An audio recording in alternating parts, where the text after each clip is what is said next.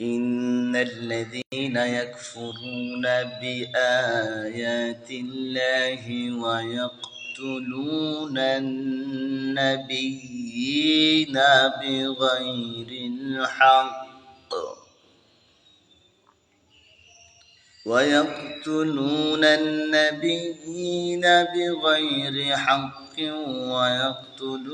الذين يأمرون بالقسط من الناس فبشرهم بعذاب أليم.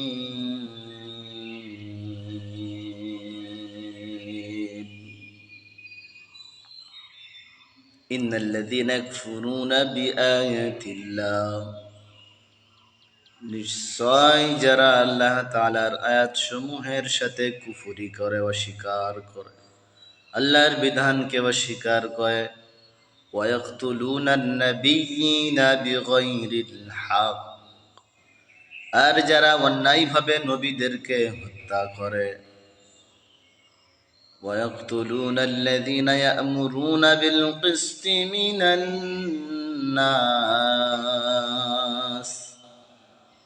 আর মানুষের মধ্যে যারা ন্যায়পরায়ণ, সত্য কথা যারা বলে, ন্যায় ইনসাফ নিষ্ঠা প্রতিষ্ঠাতার কথা যারা বলে, তাদেরকে যারা হত্যা করে অন্যায়ভাবে, ফাবাশশিরহুম বিআযাবিন আলীম, হে নবী, এই সকল গুণ সম্পন্ন মানুষদেরকে আপনি আযাবের শাস্তির সুসংবাদ দিন। সম্মানিত দ্বীনী ভাই ও বোনেরা, আল্লাহ তাআলা এখানে আযাবের সুসংবাদের কথা বলেছেন। কষ্টের কখনো সুসংবাদ হতে পারে না, এটা রূপক অর্থে ব্যবহার করা হয়েছে। যেমন তারা আল্লাহর বিধানকে নিয়ে হাসি ঠাট্টা করে, উপহাস করে, আল্লাহ তাআলাও তাদের সাথে উপহাস করে বলেছেন তাদেরকে আযাবের সুসংবাদ দাও। এজন্য আসুন আমরা যেন আল্লাহ তাআলার বিধানকে অস্বীকার না করি, আয়াতকে অস্বীকার না করি, কুফরি না করি। আর নবীরা যেহেতু নেই, নবীর ওয়ারিসদেরকে আমরা কোনোভাবেই অন্যায়ভাবে হত্যা করব না, এই জঘন্য কাজ থেকে ফিরে থাকি। আর যারা ন্যায় ইনসাফ প্রতিষ্ঠাতার কথা বলে, ন্যায়ের কথা বলে, তাদেরকেও হত্যা করা থেকে আমরা বিরত থাকি।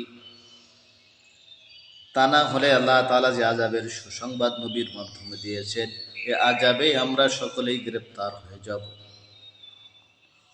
আল্লাহ তাআলা এখানে কয়েকটা খারাপ গুণের কথা বলেছেন, যারা আল্লাহর বিধানকে, আয়াতকে অস্বীকার করে আর নবীদেরকে অন্যায়ভাবে হত্যা করে, আর যারা ন্যায় ইনসাফের চেষ্টা করে তাদেরকে যারা হত্যা করে, এদের জন্য আযাবের সুসংবাদ। নবীদেরকে হত্যা সবচেয়ে বেশি বনী ইসরাইল গোত্র করেছে। আল্লাহ তাআলা তাদেরকে দুনিয়া থেকে আযাব দিয়ে উৎখাত করে ধ্বংস করে দিয়েছেন।